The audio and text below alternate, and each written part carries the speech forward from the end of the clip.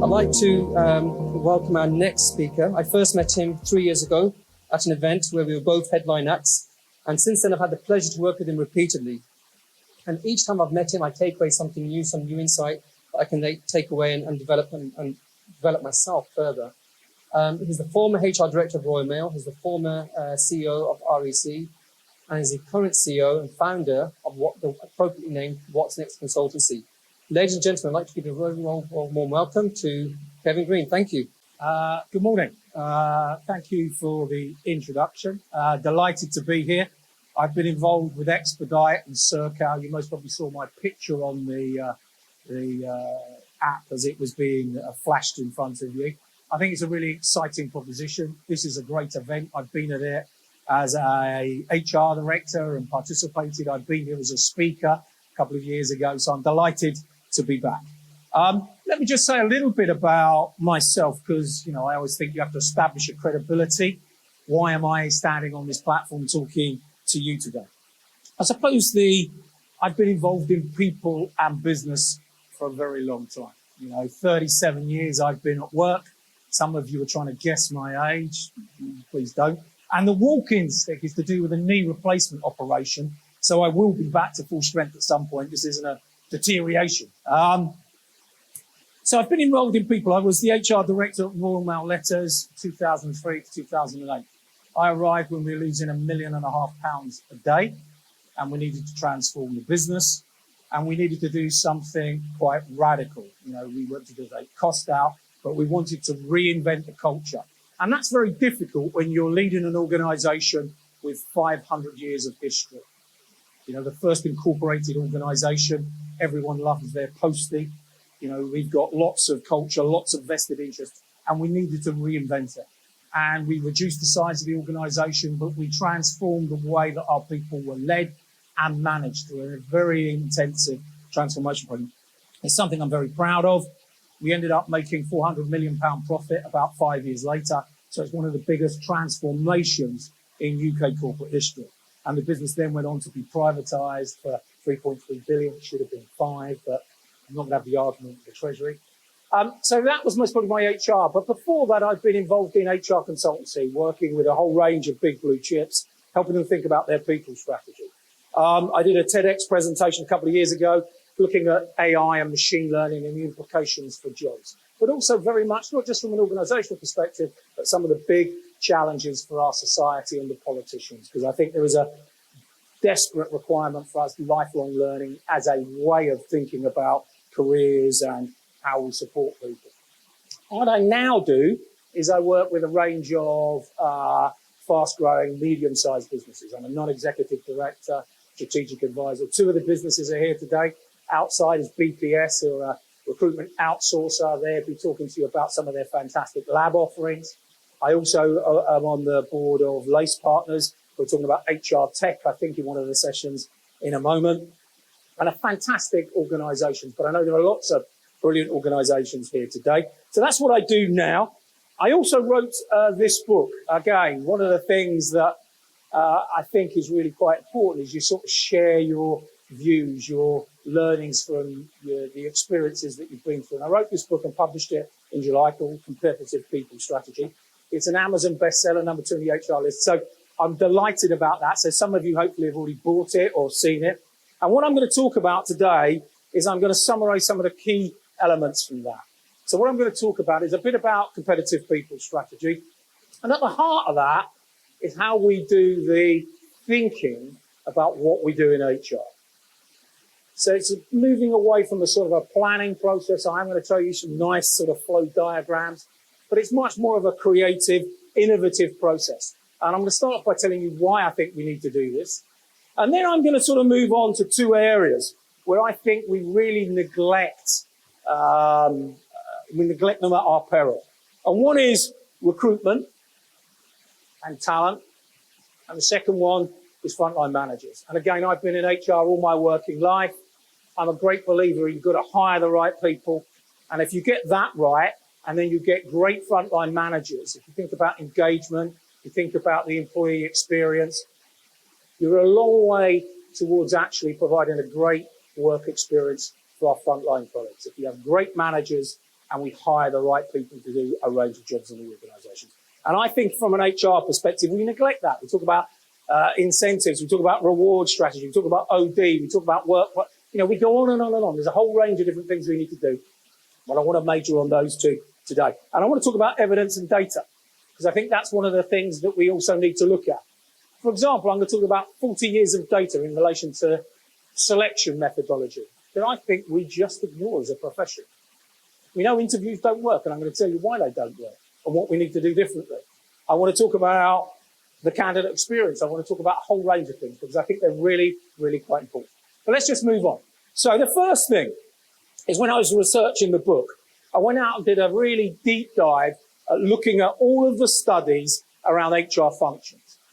And what is absolutely surprising is the way that we do HR strategy and some of our structures and ways of working haven't innovated since 1996. The last 20 years, 25 years, we've been doing the same stuff in the same way. And if you look at the data in relation to leaders, the big PwC survey of global chief execs, talent, workforce planning, skills is the #1 issue by far. But you then look at how organisations go about that process of identifying its core capabilities, the things that will make it successful. And they do it in the way that they've always done it. And I'm a great believer, if you do what you do things in the same ways you've always done them, you're going to get the same output. And if you think about the change going on around us, the level of disruption, the ability of organisations to thrive in an era where, technology is changing, AI, machine learning, new entrants, we really need to be much more agile in thinking about what we're going to do around people. And we also need to make trade-offs. I think the HR functions are incredibly busy. We do a lot of stuff. We keep doing stuff, and then we keep adding things to it. And what we then find ourselves is in a process of overload, where we can't differentiate the big interventions that will make a significant difference to competitive performance and the stuff that we're just doing because it's best practice or good practice, and we should have that, shouldn't we? So, if we think about this as a starting point, 85% of the value in our organisations comes from intangibles in today's economy. Now let's think about intangibles for a moment. If you think about brand, customer relationships, innovation, intellectual property, in reality, at the heart of that is people. So if you really start to think about how organisations compete, it's really about, can we get the right people into our organisation? Can we create a great working environment? Let them loose, let them come up with the ideas, let them innovate. And if we can do that, then we'll be that much more successful. But if you think about HR strategy, if we don't get this right, if we're really not thinking about how the organisation competes, what we tend to do is add cost and complexity. And we become part of the problem rather than part of the solution. So that's why I think we need to think about this differently. Just to illustrate the point, 2 organisations, just have a quick look at this. So we've got General Motors at the top, 118,000 employees, a lot less than it was about 2 decades ago when it was over 300,000, and Facebook with 25,000 employees. Look at the value that's delivered by every individual within those organisations. And if you think about Facebook with a market cap per employee of 21 million, what do? Just think about it. We hire great people, we create teams, we give them challenges, and we sort of get out of the way. If you look at their balance sheet, they've got some funds, they've got some computers, they've got a few leases. That's it. So if you start to think about what creates value, it's all about people. And again, I think organisations are starting to recognise this, chief execs and leadership teams, but we need to do things differently. Again, this is the big question. And I go around and work with HR directors and HR departments, and this is a starting question for them, the HR team. What game are you in? And what do you need to do to win? And do you know what is astounding? Is sometimes we can take half a day on that question. They're not clear. I talk about, let's look at your industry. Let's look at new entrants. Let's look at suppliers. Let's look at customers. Going back using Porter's forces. This is 1982 he wrote that. Let's look at value proposition. What is your value proposition? And again, what's clear is that HR leadership team hasn't got this at their fingertips. They're not really thinking about how the business competes, how it differentiates itself, how it's different. And if it doesn't do that, and it isn't talking about it on a regular basis, then how do you align the people activity to it? So it's a great starting point. What game are we in? And how do we win it? I think it's a really interesting question. And if you want to go back, please use it and give me some feedback. I'm keen to get feedback from today's session. Now, I mentioned Lace Partners earlier, and as part of the book, I did 25 interviews with HR directors, some people in this room, some people that are speaking today. We went and interviewed them, and we asked some questions about their strategy, how they competed, what they did as HR, but we really wanted to do a deep dive on the HR function itself. Now, we asked these and some of the really leading HR directors in the UK a question about their own function. And we gave them a scoring matrix. 5, market leading. 1, poor capability. So what's interesting is when they look at their own function, 3 is market average, 2 is below market average. 88% said we are average or below. So these are leading HR functions, these are leading HR directors, they're doing some good stuff, but they're still saying to themselves, God, we've got to up our game. We've got to add more value. We've got to develop our own capability and mindset. So I think this is where we're at. Unless we do things differently, if we keep doing the same stuff, we're going to keep getting the same results. And I think the strategic role of HR will be taken by transformation directors or strategy directors, because I think it's so critical to organisational success. And the reason we often don't get at the strategic stuff is we're knee-deep in doing stuff. We are knee-deep. The conclusions of this research, called HR on the Offensive, go to the LACE website and you can download a copy of it. Was 4 key recommendations, and we've done some think tank work on this afterwards. And again, they stand the test of time. The first one was, let's not worry too much about structure. We've been obsessed with structure for 20 years. The Ulrich model, does it work, does it not work? It doesn't really matter. Having the right structure for HR, for your organisation and how it competes is what's important.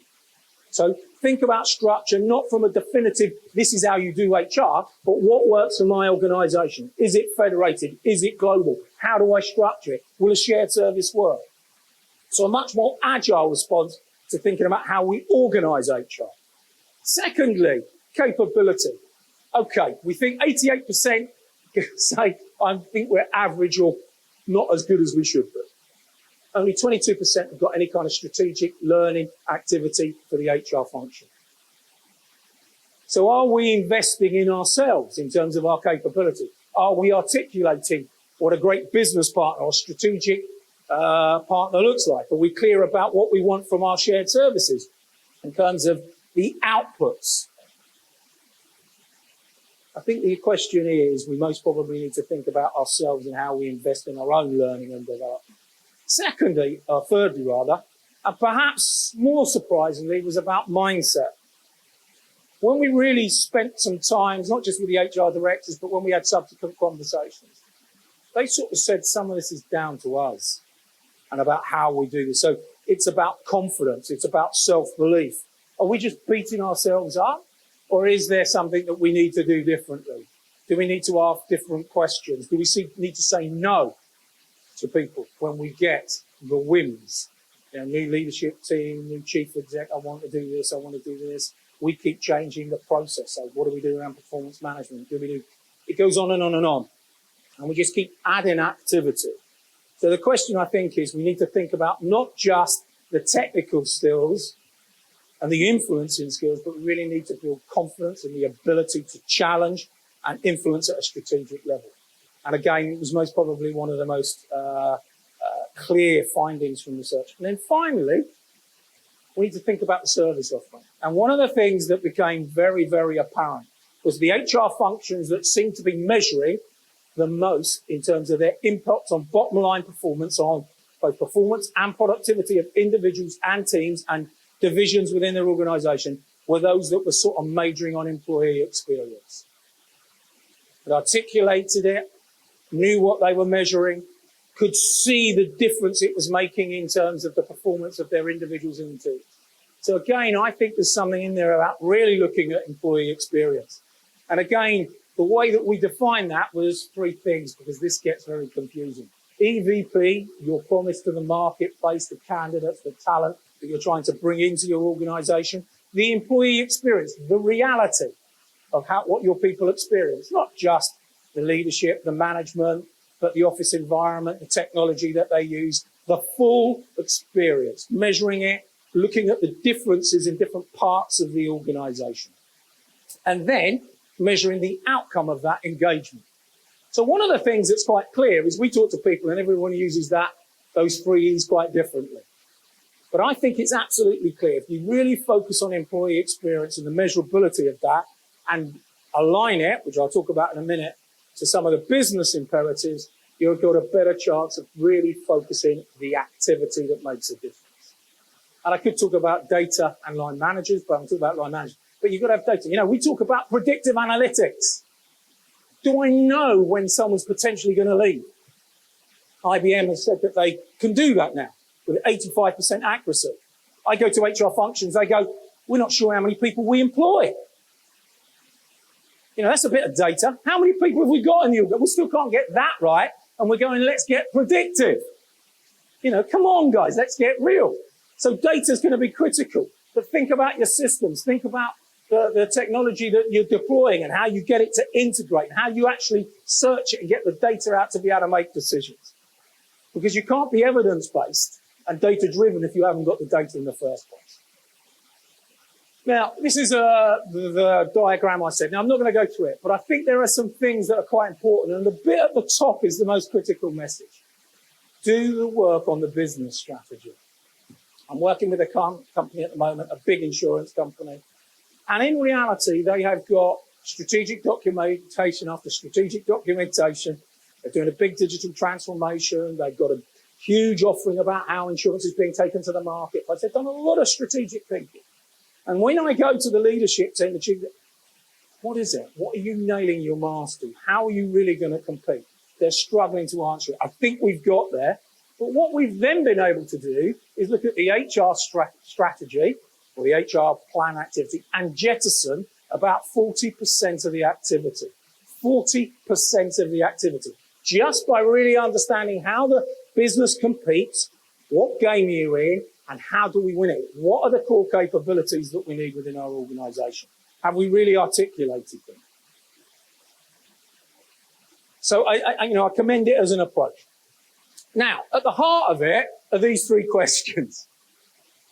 You know, I've done this work with HR teams on many, many occasions. I did this when I was in HR Director of Royal Mail. We just went through lots of the things that we do.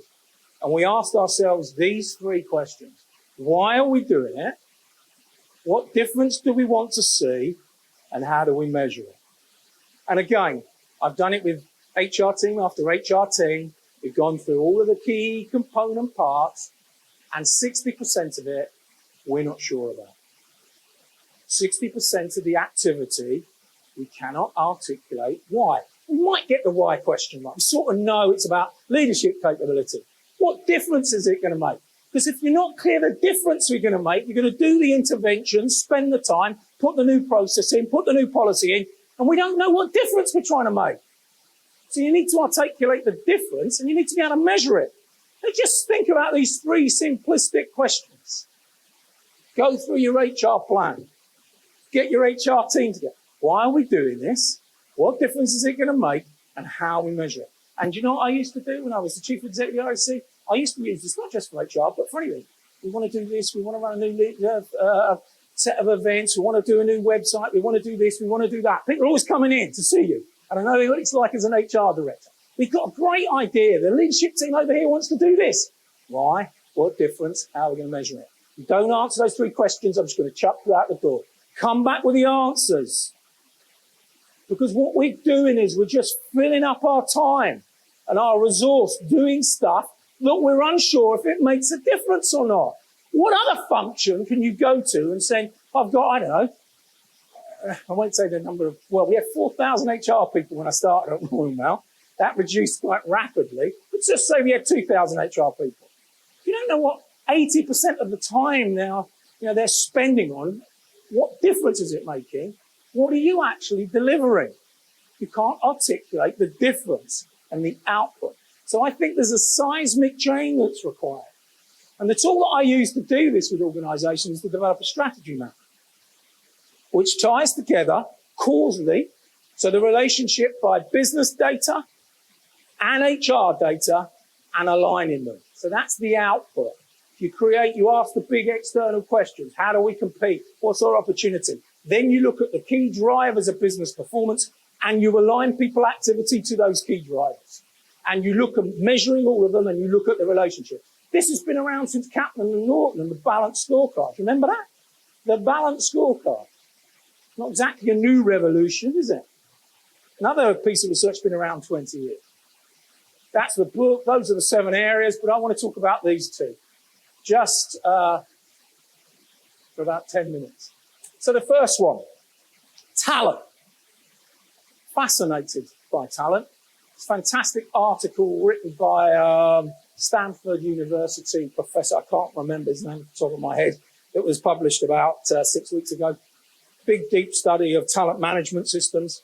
It starts off by going, first line, most organizations are unclear what they mean by talent. Think about that. Think about everybody in this room, every HR director. We will talk about talent every day, 5 or 6 times a day, most probably. What talent are we trying to attract? What's our talent management system? Succession, it goes on and on and on. So one of the exercises I've done to illustrate this point is when I'm working with a leadership team, I say this, and you can use this. It's a really nice way of just getting people to think differently about talent. I say, right, top 300 execs on a plane, going off to a conference in North America, chief execs on there, all the MDs, all the 2 or 3 tiers down in every function. Plane crashes, all killed. There's normally a gasp at that moment. I think we're a bit sleepy. 300 people killed. Anyhow, so you go to the chief exec. You've got to start the business, but you can only bring 10 people back. It doesn't have to be the people in the plane. It can be other people in the organization, but you've got 10 people to restart this organization. Who are the 10 people? Write their names down. Then you go to the rest of the leadership team. You write the names down. Do you know what's fascinating? Is there are names put on lists, on Post-its, I normally do it, put it on the board, that have never been in the talent management system, aren't identified as high potential, aren't on any succession plan, but they create huge amounts of value in the organization. There will be people that know customers, that know process. If I'm going to start, I want that account manager because they know the customers incredibly well. They're the ones that will be able to reassure our customers to stay with us in a time of change. Now, that's a key capability for an organization. Here's somebody that knows about our process and our product, been in the organization, most probably never going to be a chief exec, never going to run a division, but really understands our product, our technical requirement. So I think we've got to think about talent slightly differently. It's not just about who runs the organization. It's about how you create wealth, how you create value in your organization. And it's normally lots of unsung heroes floating around in the organization, not recognized, not spent huge amounts of time talking about their development or their attention, because we've got a very blinkered view of what talent is and what it looks like. And I think we just need to change that mindset. Next thing, big study. So we all talk about talent. Regardless of whether we've got the right talent or not, we talk about it and we want to attract it to our organization. More skills, more talent equals success. So we spend a lot of time talking about talent attraction, and we spend a lot of time developing EVPs, how we're going to take our brand to the market to attract the people we want. And then we put people into some kind of process, recruitment process. 80% of candidates have never been asked for any feedback. Just think about that, guys. 80% of candidates, the person going through this process that we're trying to attract, have never been asked for any feedback. And the more you look at organisations, tell me about your candidate experience. Have you applied for any of your jobs recently? Oh, I'm not sure we have.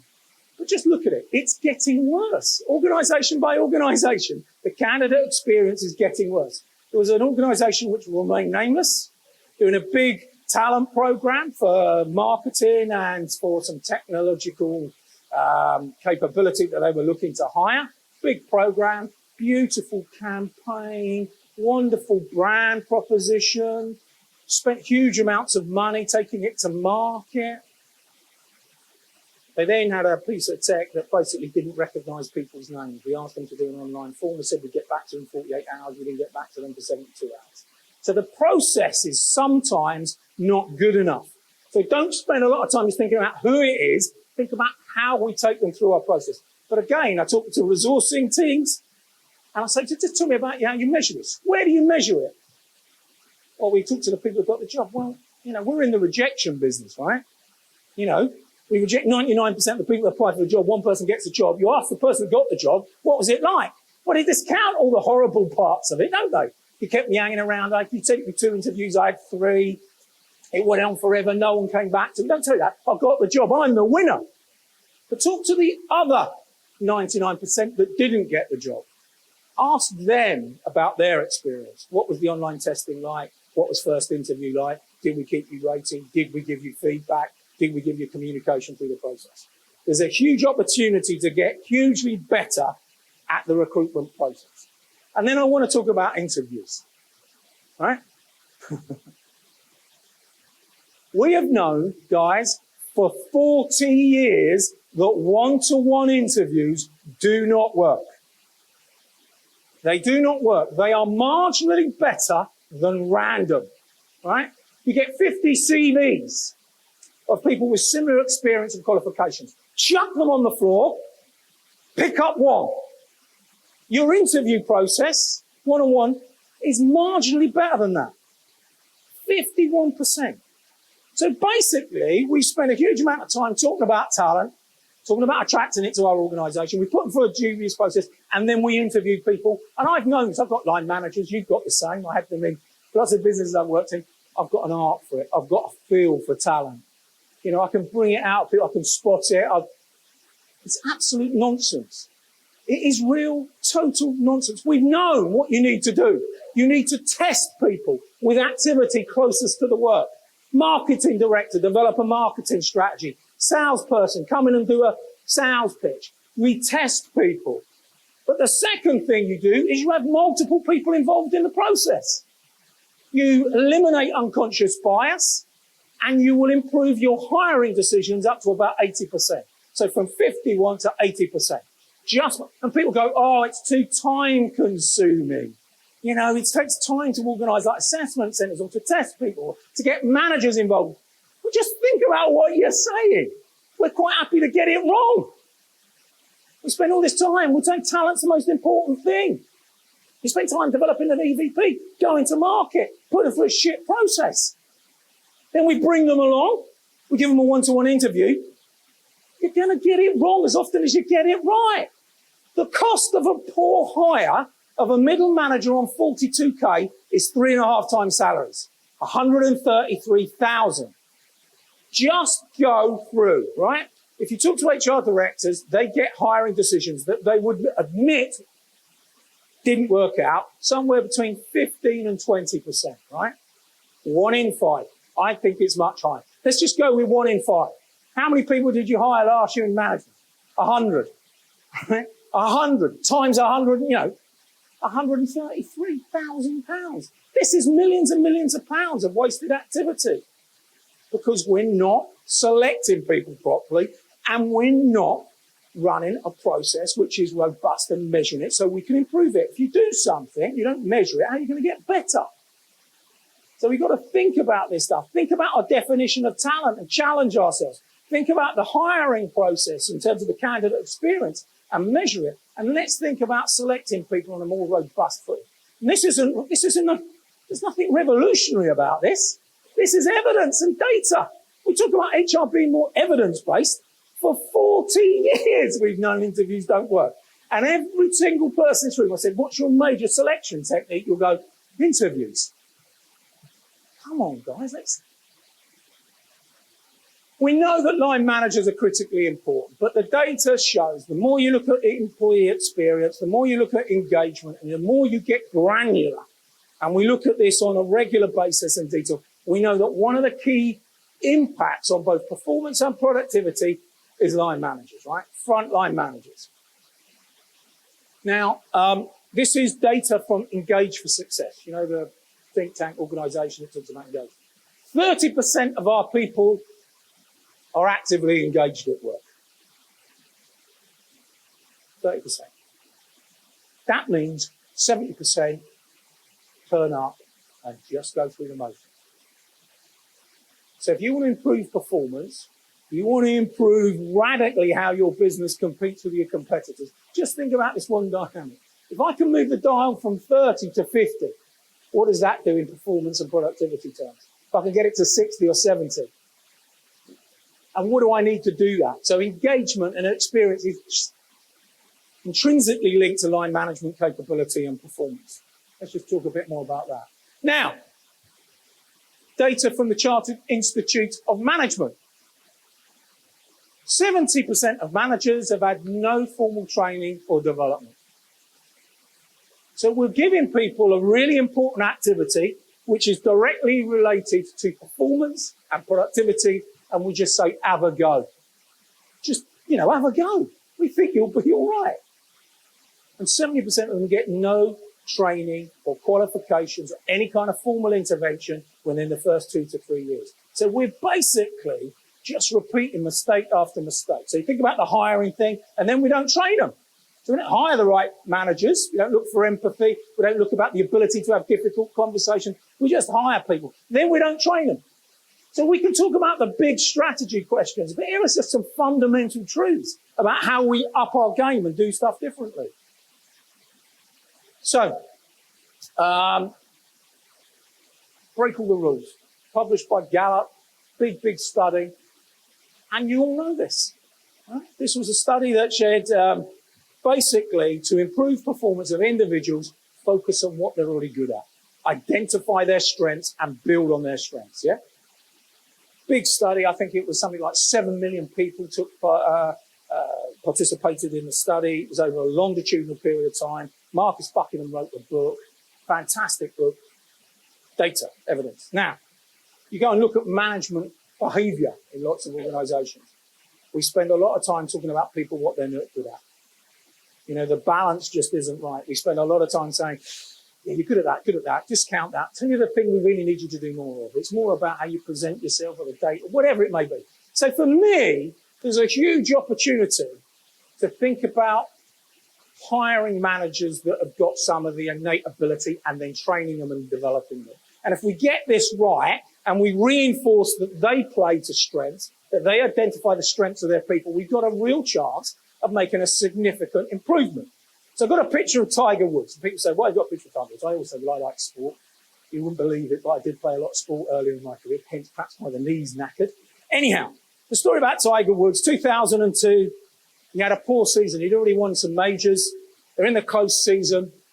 His coach, Butch Harmon, says, I've just read this book from Gallup called Break All the Rules. And we're going to do some different training. So they looked at the data. And what it was Tiger was fantastic at the short game. Top 3 in the world, putting number 2, long game number 1. So he was the top 3, short game, long game, putting. However, he was 3/4 of the way down the league table for playing out the sand. So what they would have done normally was they'd have just done about 10-15% of the training on what he was already good at and got him in a bunker and said, let's improve your bunker play, Tiger, because that's where you're really weak. That's what you're not good at. You're 178th in the world and we need you to be in the top 2 or 3. But they'd read the book. So Butch says, we're going to do it the other way. We're going to do 10%, 15% of the time playing out the sand, and we're just going to practice putting, short game, long game, and make you even better at that. 2003 season, out of the 4 majors, Tiger wins 2. Much better than the season before. 12 rounds of golf. Didn't go in the sand once. Focus on what you're already good at.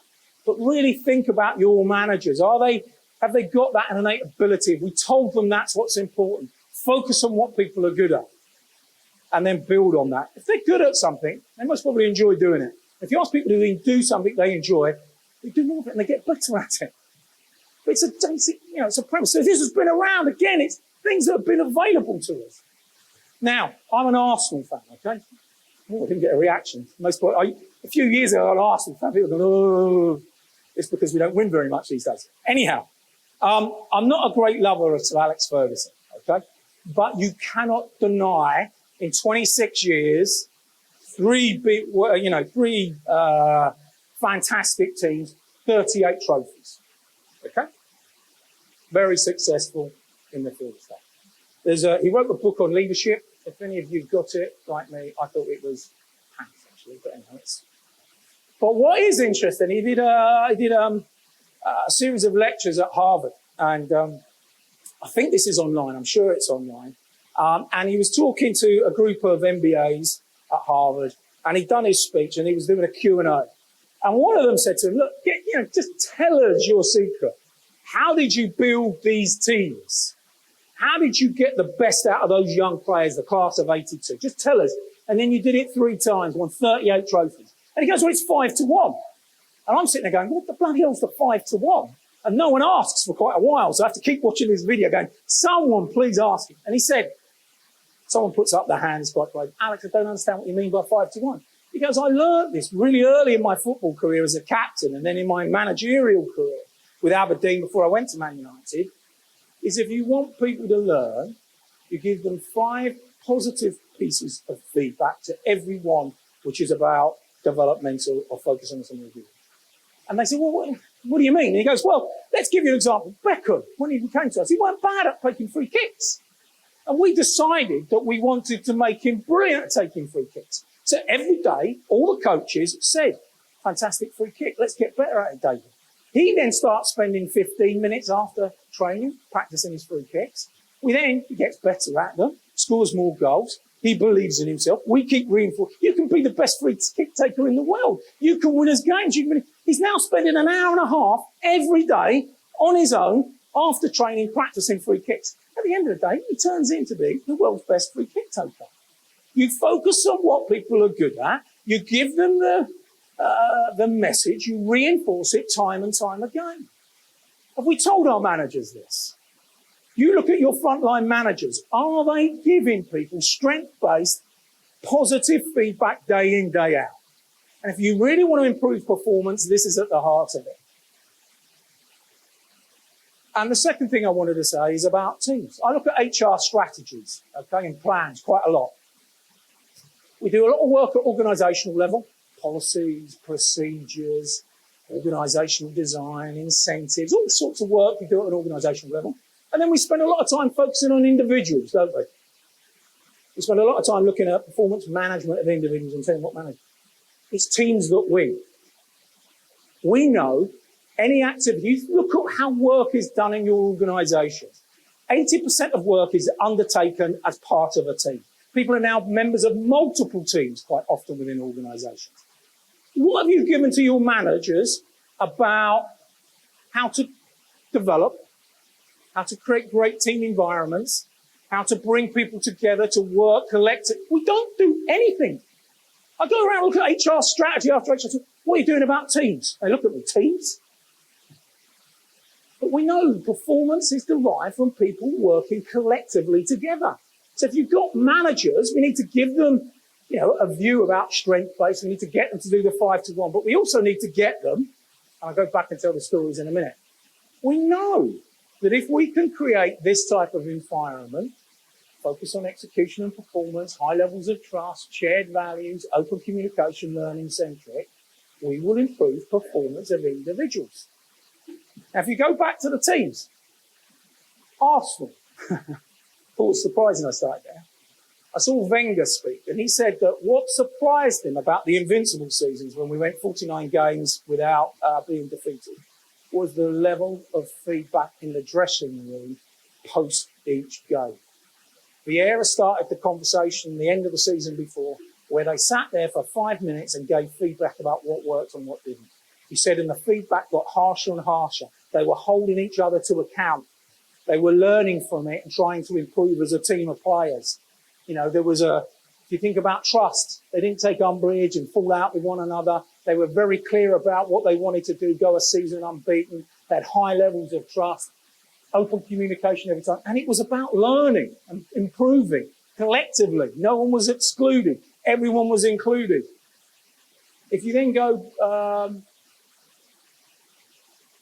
I was on a platform recently with Clive Woodward, and he spent a great story. It's a fantastic story. If you ever get a chance to see him. But what he did was he talked about his first 2 days with the 40 England players, where he didn't let them touch a rugby ball.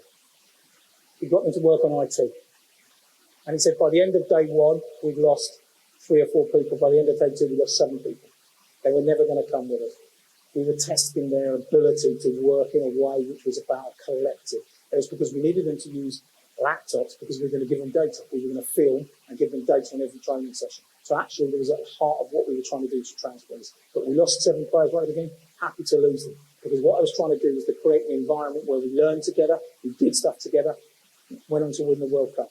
Women's hockey team, fantastic interview on the radio where the captain was talking about how we accepted we were going to lose along the way. But it was a learning experience. We were going to lose tournaments and learn matches, but we were going to do deep reflection after every game about what we do to improve, with the goal of winning the Olympics. They won the Olympics. So great teams create great performance. And these things I've been talking about are not revolutionary. It's all been out there for a period of time. Interviews, strength-based stuff, how important teams are. But what we've got to do is get to the stuff that makes a difference within our organisations. So from my perspective, the issue is we either really up our game, we do stuff different as an HR function, or I think we will be consigned to doing the transactional activity, and some of the thinking about what makes a difference on productivity and performance will be driven by others in that organisation. You know, I think we have a huge opportunity. You know, it is now or never. So thank you for listening to me, and I'll be around during the rest of the day. Thank you very much. Round of applause. Thank you.